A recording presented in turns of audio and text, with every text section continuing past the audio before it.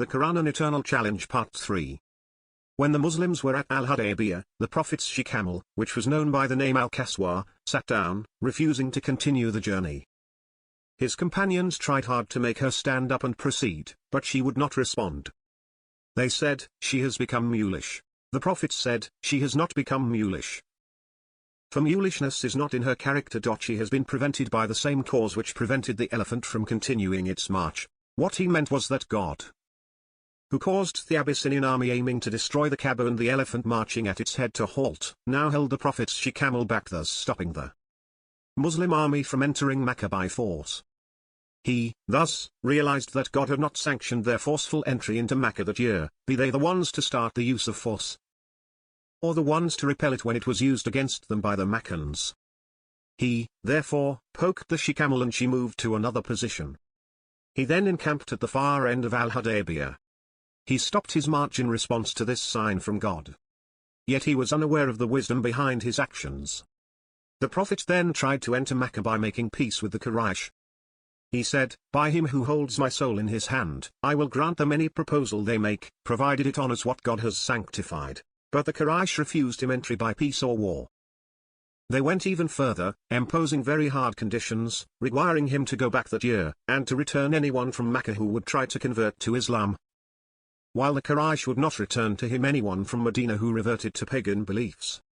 These were conditions that could never have been imposed by the Quraysh in its state of weakness against the much stronger Muslims. Nonetheless, the Prophet ordered his companions to release themselves from consecration, without completing their Umrah, and to return to Medina. We need not ask about the dismay this peace agreement caused in the ranks of the Prophet's companions. When they shaved each other's heads, some of them, in their sad state, almost accidentally cut their brethren's necks with their blades. Some of them were terribly shaken. They questioned one another, and some talked to the Prophet personally, asking him, "Why should we accept humiliation on account of our faith?" Thus, the army was close to a mutinous mood, and control could have been lost.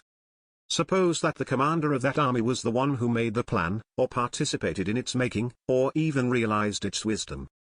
Would it not have been his natural attitude to explain to his lieutenants the objectives he reckoned would be achieved as a result, instead of letting matters remain on the boil?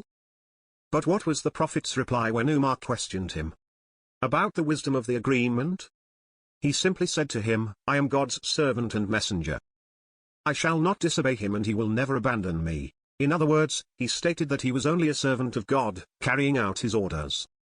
But he was at the same time confident of victory, whether it came straight away or took a while. As they marched on their return journey to Medina, the Prophet's companions were still unaware of the wisdom of the settlement the Prophet had accepted. Then Surah 48 of the Qur'an, entitled Victory, was revealed to explain it all, telling them what profound wisdom dictated such agreement, and what God had in store for them. With this clarification, they realized that what they initially thought to be a sellout was indeed a great victory. Little do human beings appreciate God's wisdom and his planning. The surah tells the Muslims, "He it is who, in the valley of Mecca, stayed their hands from you and your hands from them, after he had enabled you to vanquish them, and God saw what you were doing. It was they who disbelieved and who debarred you from the inviolable house of worship and prevented your offering from reaching its destination. And had it not been for the believing men and women, in Mecca, whom you might have unwittingly trampled underfoot, and on whose account you might have become guilty, without knowing it, of a grievous wrong. In time God might admit to his grace whomever he wills. Had they been clearly discernible, to you, we would indeed have imposed grievous suffering on such of them as were disbelievers. Whereas the disbelievers harbored a stubborn disdain in their hearts, the stubborn disdain born of ignorance, God bestowed from on high his gift of inner peace upon his messenger and the believers, and bound them to the spirit of God consciousness, for they were most worthy of this divine gift, and deserved it well. And God has full knowledge of all things. Indeed, God has shown the truth in his messenger's true vision. Most certainly shall you enter the inviolable house of worship, if God so wills, in full security, with your heads shaved or your hair cut short, without any fear. He has always known what you yourselves could not know. And he has ordained for you besides this a victory soon to come." 48, 25-27. Al-Suri, an early Muslim scholar of the generation that followed the Prophet's companions, says, "No preceding victory in the history of Islam was greater than Al-Hudaybiyah. Those were victories achieved after fighting. When the truce was made and peace was achieved, people feared nothing from one another. They met and made contacts and talked with one another. No one with any degree of sound reason who was approached about accepting Islam could reject it.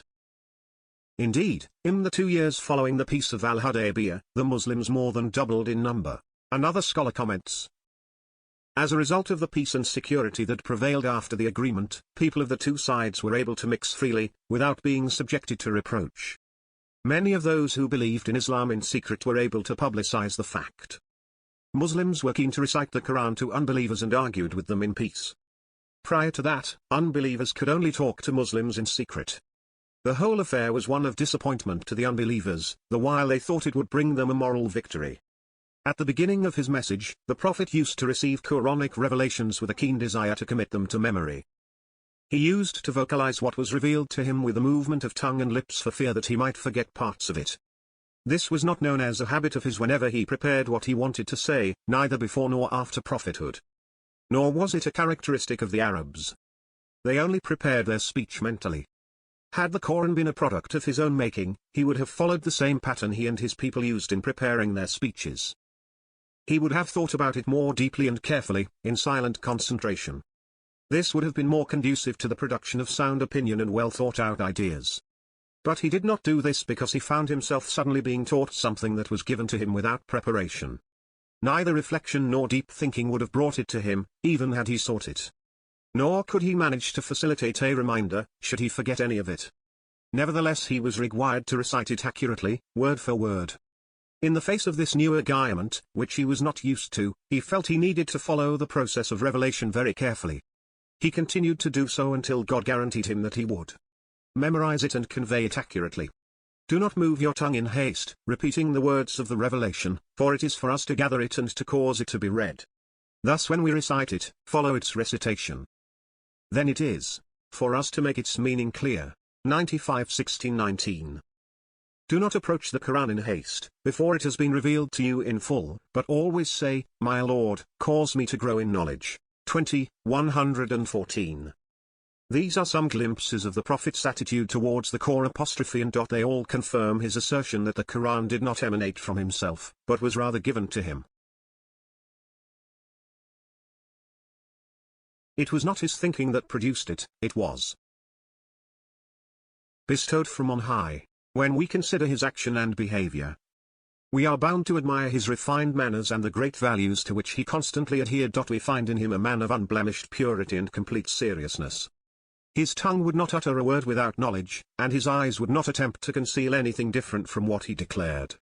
Moreover, he would not listen to those who were wont on exaggeration as they sang his praises.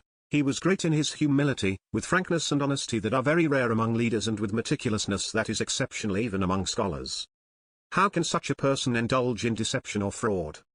How can he allow arrogance to creep into his character? Far be it from him to do so. A few further examples may be useful here. A few maids were playing the tambourine in the morning after the wedding al-Rubai bint Masawi of the Ansar. They commemorated their fathers who were martyrs in the Battle of Badr. One of them sang, and among us is a prophet who knows what will take place tomorrow. The prophet said to her, Do not say that, but go back to what you were saying earlier. Related by al-Bukhari. This is confirmation of what God says in the Qur'an, Say, I do not say to you that God's treasures are with me, nor do I say that I know what lies beyond the reach of human perception. 6:50. Say, it is not within my power to bring benefit to, or avert harm from, myself, except as God may please. And if I knew that which lies beyond the reach of human perception, I would have attained good fortune in abundance. 7:188. On the day when Makkah fell to Islam, Abdullah ibn Abi al-Sar was among a few people whom the Prophet stipulated were to be barred from any pardon, because of their unwavering hostility towards Islam and their harsh enmity towards the Muslims. When this man came to the Prophet with Uthman who pleaded his case, the Prophet was slow to accept his declared repentance. He delayed any acceptance of it until the man had repeated it 3 times. When he had left, the Prophet said to his companions who attended him, Could not a wise one among you have killed the man when you saw me holding my hand from accepting his pledge? They said, How could we have known what you wished? You might have given us a signal with your eye. The Prophet said, It does not behove a prophet to have a treacherous eye. Related by Abu Dawud and al-Nasai. A young boy of the Ansar died and his body was brought to the mosque for prayer. Aisha said, "Blessed is the abode of this one. He did not do anything sinful." The Prophet said to her, "You should not say this, Isha. God has created heaven and created those who deserve it, and created it for them, even before they were conceived. He has also created hell for those who deserve it, even before they were conceived." Related by Muslim and others. Scholars say that what is stated here took place long before the Prophet came to know that Muslims who die in childhood go to heaven. When Uthman ibn Mazin died, a woman from the Ansar called Malala said, "May God bestow his meray on you, Abu al-Saib. I bear witness that God has given you an honorable position." The Prophet said, "How do you know that God has given him a position of honor?" She said, "To whom would God give a position of honor, then?" He said, "As for him, he has seen the truth, and I sincerely hope that he is well treated. By God, even in my position as God's messenger, I do not know what will be done with me." She said, "By God, I will never again praise anyone." Related by al-Bukhari and al-Nasai. This is confirmed by the verse, "Say I am not the first of God's messengers, and I do not know what will be done with me or with you, for I am nothing but a plain warner." 45:95. Scholars explain that this was before the revelation of the opening verses of Surah 48. Victory, in which God tells him, God will grant you his forgiveness of all your faults, past as well as future. If anyone thinks that he steered away from telling lies as a wise precaution, so that nothing happened in the future to show him to have resorted to saying an untruth, what could have prevented him from saying whatever he wished about what happens after death? He would have feared no objection or opposition from anyone. Nor would there be any future judgment on what he said. What prevented him, however, was his great character, which understood his accountability to a judge who is far superior than history and historians. We shall most certainly call to account all those to whom a divine message was sent, and we shall most certainly call to account the messengers themselves. And thereupon we shall most certainly reveal to them our knowledge of their doings, for never have we been absent from them. 7:61. Try, if you will, to remove any sense of certainty from your mind, allow yourself a maximum degree of doubt, and admit even the worst suspicions in any single event of the Prophet's noble life. Once you have examined a reasonable number of events, you will inevitably find yourself unable to resist certainty unless you suspect your own mind and conscience. Critics study the life of a poet through his poetry, forming a complete picture of his beliefs, habits, manners, line of thinking and lifestyle. The fine images he includes in his poetry will not stop them from discerning the reality behind all the imagery. The truth has an overpowering force, one which shines through screens and curtains to reveal itself between the lines. Hard as he may try to conceal his real personality, a human being will inevitably allow a slip or an oversight in what he says or does, which shows his natural reaction when he finds himself under pressure, or in an embarrassing situation, or in a position of need, or when he is too confident. Itis, as the Arab poet says, whichever characteristic a person has will certainly come out, even though he may think himself able to conceal it. Taking this into account, what can we say about the Prophet's life that gives us in every event and episode a clear picture of his pure self? It shows us complete harmony between inner feelings and outward appearances, as well as absolute honesty and sincerity in every word he says and every action he does. Indeed, a discerning person would see his great moral standards and refined manners in his face, even before he said or did anything. Hence, many of those who were inclined to accept Islam, as the Prophet called on them to do, did not ask him for evidence to support what he said. Some of them were close friends or relatives who knew him well, while others were complete strangers who recognized his honesty as they looked into his face. Abdullah ibn Salam reports, when God's messenger arrived in Medina, people gathered to see him, and everyone was saying, "God's messenger has arrived." I also came to look at him. When I looked attentively at the face of God's messenger, peace be upon him, I realized that his face was certainly not the face of a liar. Now that we have related these examples, we restate our purpose, which is to show that a person of such fine character, and with such humility regarding the Qur'an, could never have been suspected of telling an untruth when he declared that he was not the author of that book, and that his position in relation to it was that of a student who wanted to learn. In fact, this admission should be taken as another evidence of his humility and candid character.